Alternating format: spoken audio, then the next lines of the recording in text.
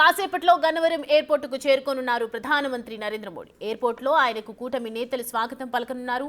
Airport నుంచి ప్రత్యేక హెలికాప్టర్లో అమరావతికి వెళ్లనున్నారు మోడీ. అక్కడ CM Chandrababu, deputy CM Pawan Kalyan తో పాటు పలువురు నేతలు మోడీకి స్వాగతం పలకనున్నారు. హెలిప్యాడ్ నుంచి నేరుగా సభాస్థలానికి వెళ్లనున్నారు నరేంద్ర మోడీ.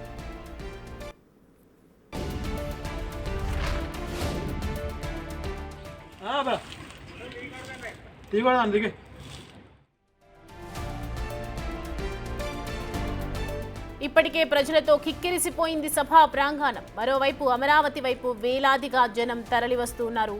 చాలా ప్రాంతాల్లో ట్రాఫిక్ జామ్ కూడా అయింది.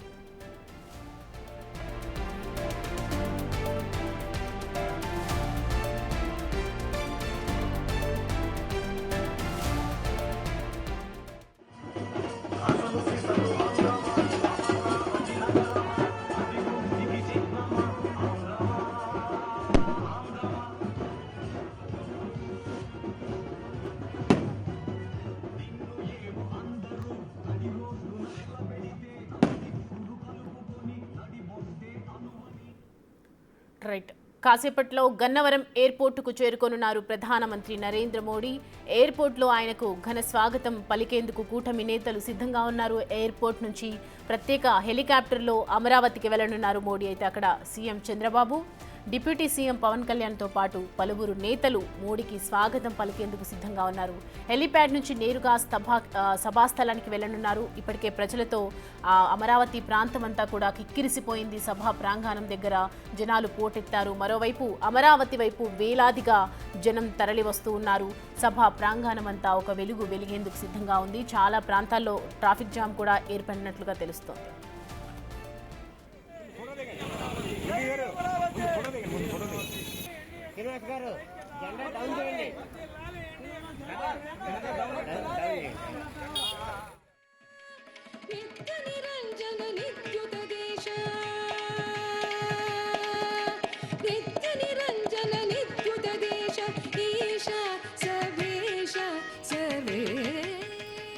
చూస్తున్నాం కదా, అమరావతి 2.0 సభ కోసం ప్రజెంట్ అక్కడ వివిధ రకాల డిపార్ట్మెంట్స్ అందరూ కూడా నృత్య ప్రదర్శనలు చేస్తున్నారు. రకరకాల వేషధారణల్లో వచ్చి ప్రదర్శనలు చేస్తూ ఉన్నటువంటి విజువల్స్ మనం చూస్తూ ఉన్నాము. అమరావతి సభ కోసం ప్రజెంట్ వేలాది మందిగా లక్షలాది మంది తరలి వస్తున్నటువంటి నేపథ్యంలో ప్రజెంట్ మనం చూస్తున్నాం. దానికి సంబంధించినటువంటి నృత్యాలు ప్రదర్శిస్తున్నారు చిన్నారులందరూ కూడా.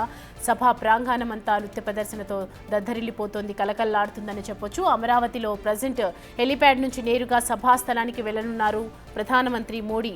మరోవైపు అమరావతి వైపు వేలాదిగా జనం తరలి వస్తూ ఉన్నారు. ఈరోజు సభా ప్రాంగణంలో నరేంద్ర మోడీ ఏం మాట్లాడతారు? పునఃప్రారంభం పనులకు శంకుస్థాపన చేస్తారు, పలు కార్యక్రమాలకు కూడా శంకుస్థాపన చేస్తారు. సో ప్రజెంట్ దానికి సంబంధించినటువంటి విజువల్స్ మనం చూస్తూ ఉన్నాము. సభా ప్రాంగణం ఎంత ఘనంగా సెలబ్రేట్ చేసుకుంటున్నారు. అమరావతి ప్రాంతంలో ఉన్నటువంటి రైతులు, ప్రజలు అందరూ కూడా ఉమ్మడి ఆంధ్రప్రదేశ్ విభజన తర్వాత ఆంధ్రప్రదేశ్, తెలంగాణ రాష్ట్రాలకు హైదరాబాద్ ఉమ్మడి రాజధానిగా 10 ఏళ్ల పాటు కొనసాగుతుందని విభజన చట్టంలో పేర్కొన్నప్పటి నుంచి అప్పుడు 2017లోనే నాటి ముఖ్యమంత్రి నారా చంద్రబాబు నాయుడు పరిపాలన తర్వాత ఈ టీడీపీ హయాంలో కొత్త రాజధాని అమరావతి భూసేకరణ చేపట్టడం జరిగింది. 2015 అక్టోబర్ 22 విజయదశమి రోజు శంకుస్థాపన చేశారు ప్రధానమంత్రి నరేంద్ర మోడీ. సో ప్రజెంట్ ఇవాళ అమరావతి 2.0కి మళ్ళీ నరేంద్ర మోడీ రాబోతూ ఉన్నారు. ఘనంగా స్వాగతం పలికేందుకు నేతలందరూ కూడా సిద్ధమైనటువంటి సిచ్యువేషన్ అక్కడ మనం చూస్తున్నాం. విజువల్స్లో వచ్చినటువంటి జనాలందరికీ కూడా బటర్ మిల్క్ లాంటివి అన్నీ కూడా అందజేస్తూ ఉన్నారు. అందరినీ కూడా ఘన స్వాగతం పలుకుతూ ఉన్నారు. అందరినీ కూడా చక్కగా రిసీవ్ చేసుకుంటున్నటువంటి దృశ్యాలు మనం చూడొచ్చు.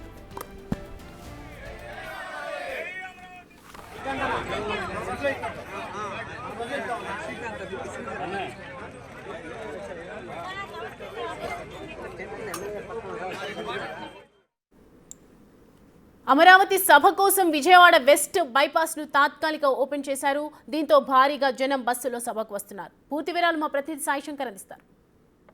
అమరావతిలో జరుగుతున్నటువంటి అమరావతి పన్నుల పునఃప్రారంభ వేడుక కోసం వందలాది మంది, అంటే లక్షలాది మంది నిజంగా విజయవాడ అటువైపు ఉన్నటువంటి ప్రాంతాల నుంచి ఈ సభా ప్రాంగణానికి రావాలంటే గతంలో ఉన్నటువంటి పరిస్థితులకి చాలా ఇబ్బందికర పరిస్థితులు ఉండేవి. కానీ ప్రస్తుతం మనం ఉన్నటువంటి బ్రిడ్జి ఆ ఇబ్బందులన్నింటిని కూడా తొలగిస్తుందనే విధంగా చెప్పచ్చు.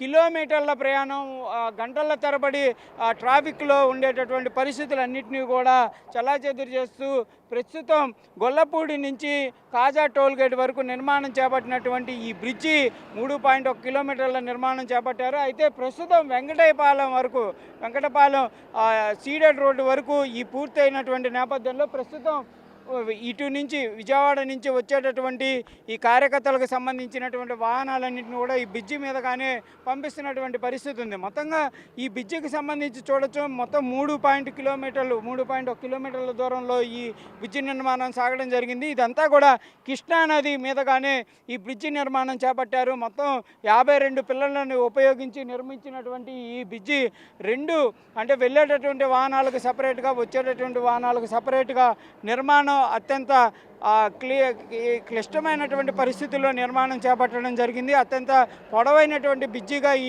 బ్రిడ్జిని నిర్మించినటువంటి నేపథ్యంలో దీనిని బాహుబలి బ్రిడ్జి అనే విధంగా కూడా అనేక మంది వ్యాఖ్యానిస్తున్నటువంటి పరిస్థితులు ఉన్నాయి. ప్రస్తుతం ఈ బ్రిడ్జి మీదగానే వందలాది వెహికల్ అయితే ఇటు విజయవాడ నుంచి వచ్చేటటువంటి వాహనాలన్నీ కూడా మైలవరం, అదేవిధంగా మిగిలినటువంటి ప్రాంతాల నుంచి ఇటు ఈ వెంకటపాలెం లోపలికి వెళ్తున్నారు. ఈ బ్రిడ్జి చాలా సౌకర్యంగా మారిందనే విధంగా చెప్పచ్చు. డైరెక్ట్గా సీడెడ్ రోడ్లోకి వెళ్తారు. సీడెడ్ రోడ్లో నుంచి సభా ప్రాంగణానికి వితిన్ షార్ట్ పీరియడ్లో చేరుకునేటటువంటి పరిస్థితులు అయితే ఉన్నటువంటి నేపథ్యంలో బస్సులు కూడా చూడొచ్చు. అంటే ఇదంతా కూడా రూట్ నెంబర్ 1, అదేవిధంగా P6 రూట్కి సంబంధించి ఎవరైతే వస్తున్నారో వాళ్ళంతా కూడా ఈ వెహికల్స్ అన్నీ కూడా ఈ బాహుబలి బ్రిడ్జి మీదగానే వెళ్తున్నటువంటి పరిస్థితి ఉంది. ప్రస్తుతం ఈ సభా ప్రాంగణానికి రావాల్సినటువంటి వాళ్ళందరికీ ఇబ్బంది లేకుండా రాష్ట్ర ప్రభుత్వం ఈ బ్రిడ్జి మీదుగా సౌకర్యం కల్పించింది. కాకపోతే అఫీషియల్గా పూర్తి స్థాయిలో కాజా టోల్గేట్ వరకు నిర్మాణం జరిగిన తర్వాత దీన్ని ఓపెన్ చేయనున్నారు. కానీ ఈ బ్రిడ్జి ఈరోజు నిజంగా చాలామందికి ఈ మోడీ సభకు రావడానికి చాలా సౌలభ్యంగా మారిందనే విధంగా మాత్రం చెప్తున్నటువంటి పరిస్థితులు ఉన్నాయి.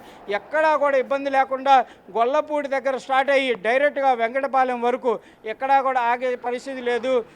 రయ్యమంటూ వచ్చేసేయచ్చు డైరెక్ట్గా వితిన్ షార్ట్ పీరియడ్లో. అంటే గంట సమయాన్ని వితిన్ 20 మినిట్స్ ఆర్ 30 మినిట్స్లో వచ్చేసేటటువంటి పరిస్థితి ఉంటే, దాంతోపాటు ట్రాఫిక్ కూడా ఉండేటటువంటి పరిస్థితి ఉండదు. కాబట్టి రయ్యమంటూ కూడా వాహనాలన్నీ కూడా దూసుకొని వెళ్తున్నటువంటి పరిస్థితి అయితే ఈ బ్రిడ్జి మీద కనబడుతున్నటువంటి పరిస్థితి ఉంది. కెమెరామెన్ సాయితో సాయి శంకర్, అమరావతి నుంచి.